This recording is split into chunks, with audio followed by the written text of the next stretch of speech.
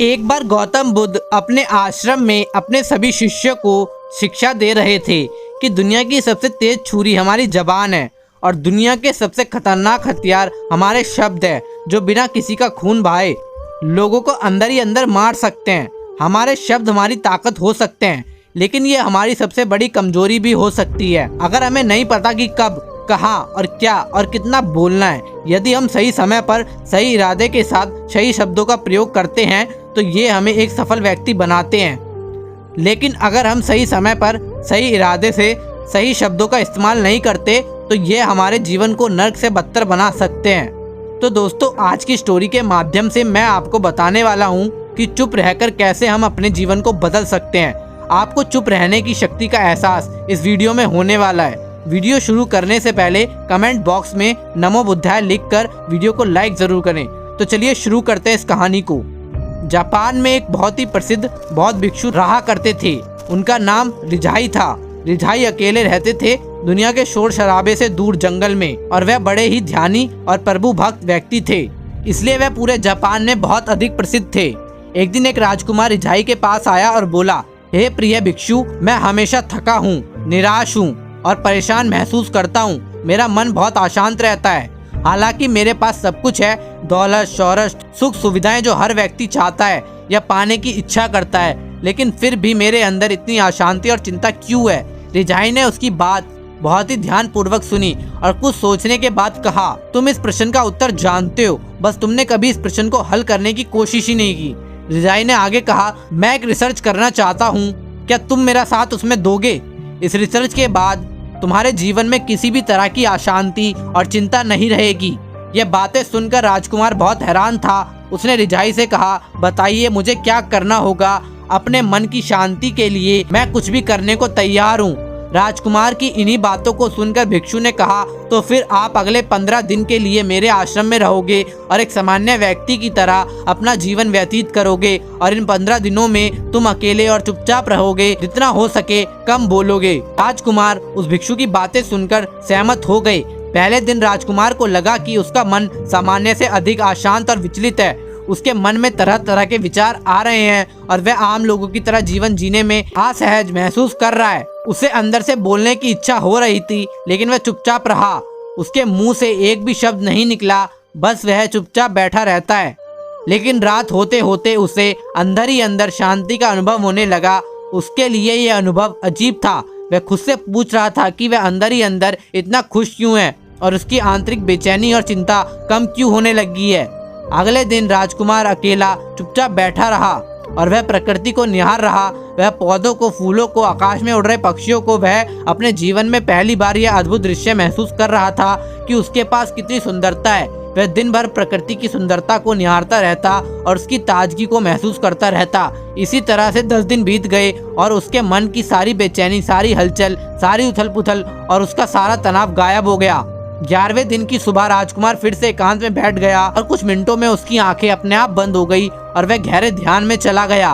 वह पूरे दिन वहीं पर आंखें बंद करके बैठा रहा और गहरे ध्यान में डूबा रहा। ना कोई शब्द, ना कोई चिंता। राजकुमार भीतर से असीम शांति और आनंद से भर गया। राजकुमार अपने बाकी के 4 दिन इसी तरह गहरे ध्यान में व्यतीत करने के बाद 15 दिन बाद रिझाई के सामने प्रस्तुत हुआ और रिझाई को प्रणाम करके बोला, प्रिय भिक्षु, मुझे उत्तर मिल गया कि मेरे मन में इतनी उथल पुथल और चिंता क्यों थी। मैं जान गया कि मेरा मन इतना अशांत और विचलित क्यों था। रिझाई ने मुस्कुराते हुए पूछा, बताओ क्या उत्तर मिला तुम्हें? राजकुमार ने कहा, मैं आवश्यकता से अधिक बातें करता था। मैं किसी पर भी अपने शब्दों और ऊर्जा व्यर्थ करता था। मैं दिन भर अपने लोगों से फालतू की बातें करता रहता और फिर उन्हीं के बारे में अकेले में सोचता रहता और ज़्यादातर समय नकारात्मक ही सोचता रहता। इस तरह मैं बस अपना समय बर्बाद कर रहा था। ज़्यादा बोलने और नकारात्मक सोचने की वजह से मेरा मन अशांत और बेचैन हो गया था और इसी वजह से मैं किसी भी काम को ठीक से नहीं कर पा रहा था, जिसकी वजह से मैं हर काम में असफल होने लगा और फिर इन्हीं लगातार मिलने वाली असफलताओं की वजह से ही मैं और भी उदास और चिड़चिड़ा हो गया। इन सभी चीज़ों की वजह से मेरा जीवन नष्ट हो रहा था। लेकिन यहाँ पर बीते हुए 15 दिन मेरे लिए पूरी तरह से अलग थे। मुझे कुछ अलग ही एहसास हो रहा था।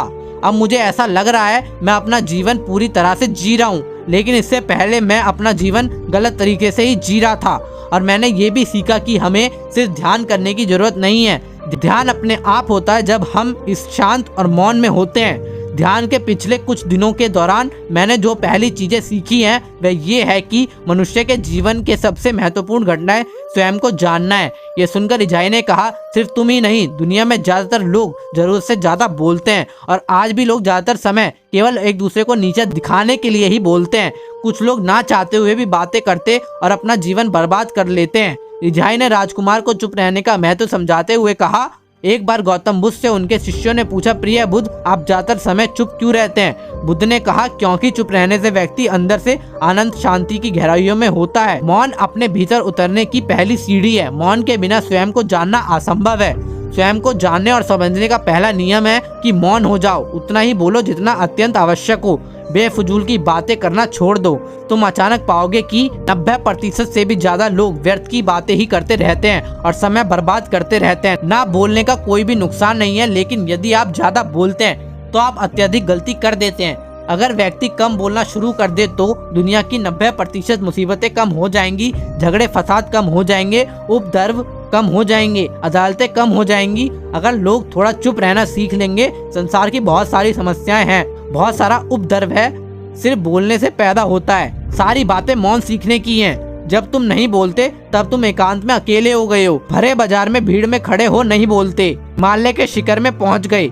जिसने मौन की कला जान ली वो भीड़ में भी अकेले होने की कला जान लेता है। वो अपने भीतर ही डुबकी लगाने लगता है। एकांत में तो आदमी स्वर्ग में, दूसरी की उपस्थिति ही बेचैनी पैदा करती है। पहले तुम्हें चुप रहने की शक्ति को धारण करना होगा, इससे तुम अधिकतर ऊर्जा को बचा लोगे और फिर इसी स्थिति में पहुंच जाओगे कि तुम कम बोलने लगोगे। अगर तुम किसी के यहाँ पर जा रहे हो और परेशान हो जाओ तो ऐसे में उचित की आंखें बंद कर लो और अपने आप में खो जाओ।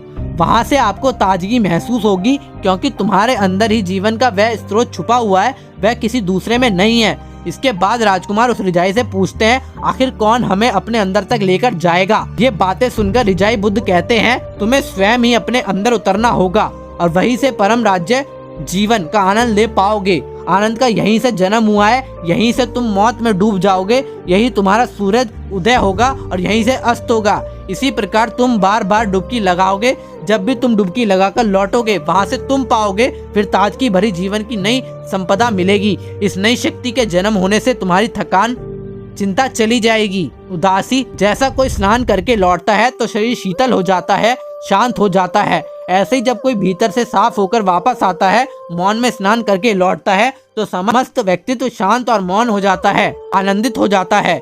जब तुम आंतरिक मौन की उस प्रकाष्ठा पर पहुंच जाओगे तब तुम पाओगे कि बोलने से भी तुम्हारा मौन खंडित नहीं होता है, वो बना ही रहता है। ऐसी और वीडियोस को देखने के लिए हमारे चैनल को सब्सक्राइब करें और वीडियो को लाइक करके बेल आइकन को प्रेस जरूर करें, ताकि आपको आने वाली वीडियोस के नोटिफिकेशन तुरंत मिल जाएं। मिलते हैं नेक्स्ट वीडियो में।